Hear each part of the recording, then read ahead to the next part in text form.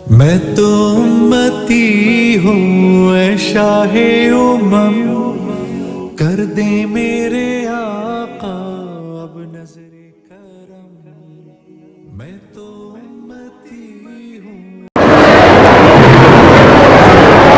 علم کا جہاں تک تعلق ہے وہ انسان کی فضیلت اور انسان کی ترجیح کا سبب بنا ہے۔ علم سے ہی حضرت آدم علیہ السلام کو فرشتوں پر فضیلت حاصل ہوئی۔ اللہ تعالیٰ نے اس کائنات کو وجود عطا فرمایا۔ یہ کائنات از خود وجود میں نہیں آئی، کوئی چھوٹا سا پتا، بوٹا، پھول، ذرہ اپنے سے وجود میں نہیں آتا۔ بگ بینگ کی جو تھیوری بیان کی جاتی ہے وہ جاہلوں، نادانوں اور احمقوں کی تھیوری ہے۔ کریٹر نے، خالق نے، رب نے، مالک نے، اللہ نے، ایشور نے، لارڈ نے، گاڈ نے اس کائنات کو پیدا کیا۔ کاسمولوجی نے کائنات کا، ستاروں کا، سیاروں کا، گیلیکسیز کا، کہکشاؤں کا جو علم پڑھایا جاتا ہے وہ اس کائنات میں بکھرے ہوئے علوم کا ایک ذرہ ہے۔ جو معلومات انسانوں کو، سائنسدانوں کو اور فضائی تحقیق کرنے والوں کو حاصل ہوئی ہیں وہ ریگستان کے ایک ذرے کے برابر اور سمندر کے ایک قطرے کے برابر ہو تو ہو، اس سے زائد نہیں۔ لیکن اس کائنات کو وجود عطا فرمانے کے بعد، سورج اور چاند کو پیدا کرنے کے بعد، زمین کے اس گلوب کو پیدا کرنے کے بعد اور زمین کے اس گلوب کے اندر، اس کرے کے اندر طرح طرح کے سیال اور سالڈ مادے اور معدنیات رکھنے کے بعد اور زمین کی فضاؤں میں پودے، حیوانات، گیسز، آکسیجن، ہائیڈروجن اور مختلف قسم کی فضائی مخلوقات اور گیسز کو وجود عطا فرمانے کے بعد، اس دنیا کو انسانی زندگی کی تمام ضرورتوں سے مزین کر دینے کے بعد، جس میں کتنے ہزار سال لگے یا کتنے لاکھ سال لگے یا کتنے کروڑ سال لگے ہمارے علم میں نہیں، لیکن جب سے یہ کائنات وجود میں آئی اور یہ کرۂ ارضی قائم کیا گیا تو اللہ تعالیٰ کی طرف سے یہ فیصلہ ہوا کہ میں نے جو مخلوقات پیدا کی، میں نے فرشتوں کو پیدا کیا اور جنوں کو بھی پیدا کیا اور بہت سی جامد مخلوقات کو پیدا کیا، پودوں کو، حیوانات کو وجود عطا کیا۔ اب میں اپنا ایک نمائندہ تیار کرنے والا ہوں جو زمین کے کرے پر، گلوب پر میری ترجمانی کرے گا، میرے بتائے ہوئے کام کرے گا، میرے علم کا وہ علم بردار ہوگا، حامل ہوگا، جو میں کہوں گا اس سے میں کرواؤں گا۔ یہ بات اللہ تعالیٰ نے فرشتوں سے کہی۔ اس وقت فرشتے موجود تھے، جن بھی موجود تھے۔ فرشتوں کو کب پیدا کیا معلوم نہیں، جنوں کو کب پیدا کیا معلوم نہیں۔ سب سے پہلے انسان کو کس دن، کس تاریخ میں، کس گھنٹے پیدا کیا معلوم نہیں۔ ہمارے علم کا یہ حال ہے، لیکن اس میں کوئی شک و شبہ نہیں کہ سب سے پہلے انسان کو پیدا کرنے سے پہلے اللہ تعالیٰ نے فرشتوں سے یہ کہا انی جاعل فی الارض خلیفہ، میں زمین میں اپنا نمائندہ، اپنا ترجمان، اپنا خلیفہ، اپنا وائسرائے متعین کرنے جا رہا ہوں۔ فرشتوں نے کچھ اس سلسلے میں اپنی بات کہی، ان کے ذہن میں یہ بات کہیں سے بھی آئی کہ اس انسان کی ذریت، اس کی اولاد دنیا میں آباد ہوگی تو آپس میں جھگڑے ہوں گے، فساد ہوں گے، خون بہے گا، تباہی مچے گی۔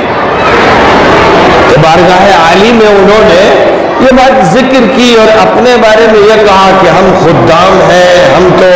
نوکر ہیں، ہم آپ کی بندگی میں، آپ کی حمد میں، آپ کی تسبیح میں لگے ہوئے ہیں، اور جو کام بھی آپ کو مطلوب ہو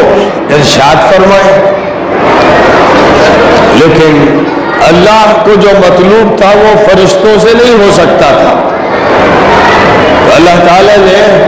آدم کی تخلیق فرمائی، پہلے انسان کی تخلیق فرمائی، اور اس انسان کو نالجز، سائنسز، معلومات، علم، فن، ادب، جو کچھ بھی اس کرۂ ارضی سے متعلق تھا، اور اللہ کی نیابت، نمائندگی، ترجمانی، اللہ کے حوالے سے اس روئے زمین پر جو کام نوع انسانی کو، انسانوں کو انجام دینا تھا، اس کے لیے اللہ تعالیٰ نے آدم کو وہ علم عطا فرمایا جس علم کا تعلق پودوں سے بھی ہے، جاندار سے بھی ہے، سالڈ مادوں سے بھی ہے، گیسز سے بھی ہے، فضاؤں سے بھی ہے، سورج سے بھی ہے، چاند سے بھی ہے، اور ان کے علاوہ ستاروں، سیاروں سے بھی ہے، اور زمین کی تہوں سے بھی ہے۔ اور میں وَعَلَّمَ آدَمَ الْأَسْمَاءَ كُلَّهَا، اللہ نے تمام چیزوں کی حقیقت آدم کو بتا دی۔ آگے چل کر جو علوم یورپ میں ہونے تھے، امریکہ میں، ایشیا میں، افریقہ میں، آسٹریلیا میں، جو علوم کسی بھی مذہب میں، کسی برادری میں، کسی علاقے میں، کسی طبقے میں وجود میں آنے والے تھے، تو پہلے انسان کو اللہ تعالیٰ کی طرف سے اس طرح ودیعت فرما دیے گئے جیسے بیج کے اندر پورا درخت ہوتا ہے، ایک دانے کے اندر پورا پودا ہوتا ہے، انسان کے جین اور انسان کے جرثوموں کے اندر پورا انسان ہوتا ہے۔ جیسے یہ ایک حقیقت ہے، ویسے یہ ایک حقیقت ہے کہ اللہ تعالیٰ نے تمام انسانی ضروری ملکوتی ربانی علوم آدم علیہ السلام کو عطا فرمائے۔ یہیں سے یہ بات واضح ہو گئی کہ دنیا میں جن نالجز کی، سائنسز کی اور علوم کی ضرورت ہے، انسان کو ضرورت ہے کھانے کی، تو کھانا کیسے وجود میں آئے گا، کھیتی کیسے ہوگی، اور کھیتی سے جو کچھ تیار ہوگا اس کا استعمال کیسے ہوگا، پکانے والی چیزیں کیسے پکائی جائیں گی، بغیر پکائے جن چیزوں کو کھایا جاتا ہے ان کا استعمال کس طرح ہوگا، روئی کیسے اگائی جائے گی، روئی کے گالوں سے کیسے دھاگے بنائے جائیں گے، دھاگوں سے کیسے کپڑے تیار کیے جائیں گے، ریشم کے کیڑوں سے کس طرح ریشم لیا جائے گا، ریشم کے دھاگے اور کپڑے کیسے بنتے چلے جائیں گے، مختلف کیمیکلز سے کس طرح سے انسان دھاگوں کو تیار کر دے گا اور ان سے کپڑے تیار کرے گا، اس کی پوشاک کا انتظام کیسے ہوگا، وہ جاڑے سے کیسے بچے گا، وہ گرمی سے کیسے تحفظ کرے گا، وہ برسات سے کیسے اپنی حفاظت کرے گا، وہ اپنے جسم کو راحت کس طرح دے گا، وہ اپنے جسم کے قابل ستر حصوں کو کیسے چھپائے گا، یہ ساری باتیں اس کو سمجھا دی گئی۔ آدم علیہ السلام کو اس طرح نہیں بھیج دیا گیا کہ حوالہ کھڑے ہوئے پریشان ادھر ادھر دیکھ رہے اور یہ سمجھ میں نہیں آ رہا ہے کھاؤں تو کیا کھاؤں، پہنوں تو کیا پہنوں، رہوں تو کہاں رہوں۔ ان کو مکان بنانے کی انجینئرنگ عطا کی گئی، ان کو یہ سمجھ بھی دی گئی کیسے ہم کو اینٹیں لینے ہیں اور کیسے دیواریں اٹھانی ہیں اور کیسے چھت ڈالنی ہے، کیسے کمرے بنانے ہیں کیا انتظامات رہائش کے لیے ضروری ہے. لہذا جو انجینئرنگ کا بنیادی کام ہے وہ چاہے سول انجینئرنگ ہو یا میکینیکل انجینئرنگ ہو، اس کا وہ علم آدم علیہ السلام کو عطا کیا گیا کہ جب آسمان سے زمین پر اتارا گیا یا جنت سے زمین پر اتارا گیا تو ایسا نہیں کہ وہ اس طرح پریشان کھڑے رہے کہ کہاں رہوں،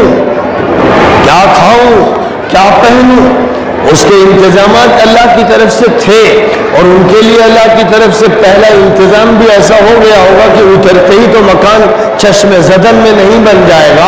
اور اترتے ہی فوراً دھاگا تیار نہیں ہو جائے گا اور کپڑا نہیں بن جائے گا. تو جنت سے ان کو کچھ جوڑے دیے گئے ہوں گے، اور ایک مکان بھی اللہ نے بنوا کے دے دیا ہوگا تاکہ وہ اس میں رہائش اختیار کر کے اب اس سے جو ٹیکنیکل پوائنٹس ہیں اور جو انجینئرنگ کے پوائنٹس ہیں وہ حاصل کرے، اسی کے نمونے پر پھر وہ گھر بنانا شروع کرے. ان کی اولاد کے گھر بنتے جائیں، شہر بستا جائے، گاؤں آباد ہوتا جائے، کھیت تیار ہوتے جائیں، باغ وجود میں آتے جائیں، چمن تیار ہوتے جائیں، نہریں پہلے سے بہا دی گئی، چشمے جاری کر دیے گئے، آبشار دکھا دیے گئے، پانی کا انتظام موجود، آکسیجن موجود، غذائیات کی چیزیں موجود، جنگلی پھل بھی موجود، اور انسانی محنت سے جو چیزیں تیار ہونی ہیں ان کے وسائل موجود. ان سارے انتظامات کے ساتھ اللہ نے آدم کو اپنا وائسرائے بنایا. انی جاعل فی الارض خلیفہ، ہم زمین میں خلیفہ بنانے والے، یعنی ایک گورنمنٹ، ایک ایسی ڈیوائن گورنمنٹ قائم ہوگی جس گورنمنٹ کا گورنر اور جس کا وزیر اعظم یا جس کا صدر مملکت آدم ہوگا. لہذا دنیا کا پورا انتظام سنبھالنا، اس کی حکومت سنبھالنا، اس کی سیکریٹریٹ سنبھالنا،